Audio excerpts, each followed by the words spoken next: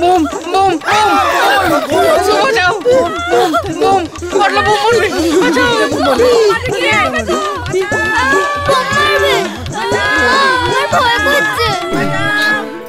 চুপ করো, চুপ করো, চুপ করো, চুপ করো।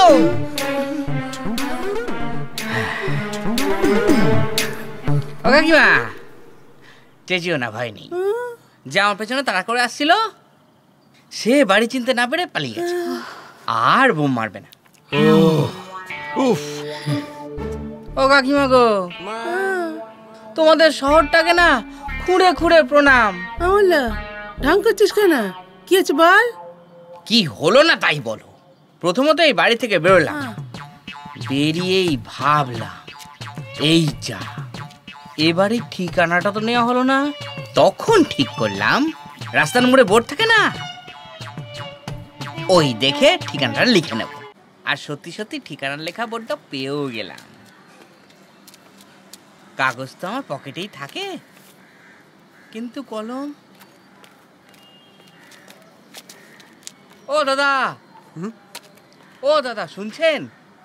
হ্যাঁ, বলছিলাম কি আপনার পেনটা একটু হবে? হ্যাঁ হ্যাঁ।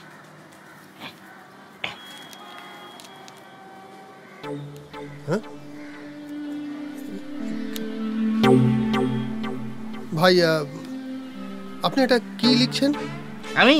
হ্যাঁ, আসলে আমি তো গ্রাম থেকে এসেছি, হ্যাঁ, তাই এই শহরে তো কিছুই চিনি না, তাই এই গলির নামটা লিখে নিচ্ছে। মানে ওখানে কি লেখা আছে সেটা আপনি পড়তে পারছেন?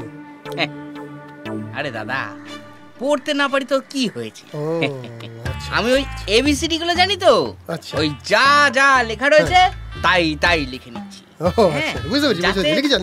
পরে কোনো অসুবিধা হলে কাউকে দেখালে সে বলে দিতে।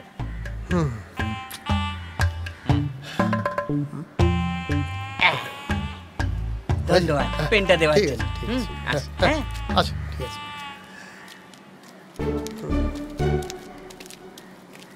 ভগবান, এই গ্রামের মাথা মোটাগুলো যে কোত্থেকে এসে জোটে, ঠিকানা লিখছে, অশিক্ষিত যত সব।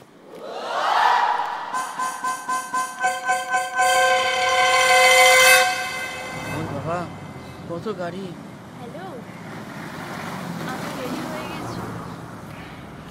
হ্যাঁ, গাড়ি পাঠিয়ে দাও। আমি তো রাস্তার পাশেই দাঁড়িয়ে আছি। কোথায় গাড়ি, কোথায়? হ্যাঁ হ্যাঁ, আমি গাড়ি এলেই উঠে পড়বো।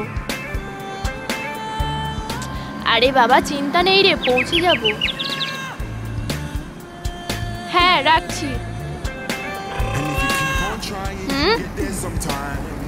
দিদিমণি, কি বলছিলাম দিদিমণি, এই যে বাসটা চলে গেল, এটা কোথায় যাবে? শ্যামবাজার যাবে। ও, ওই যে আরেকটা বাস গেল, ওটা কোথায় যাবে? ওটা রাধা বাজার যাবে। ও, শ্যামবাজার, রাধা বাজার। আচ্ছা, বৃন্দাবন বাজার কোন বাসটা যাবে? আপনি কোথায় যাবেন সেটা তো বলুন আগে। আমি আসলে ওই রাস্তাটা পেরোবো ভাবছিলাম। দূর, যত সব গাইয়া।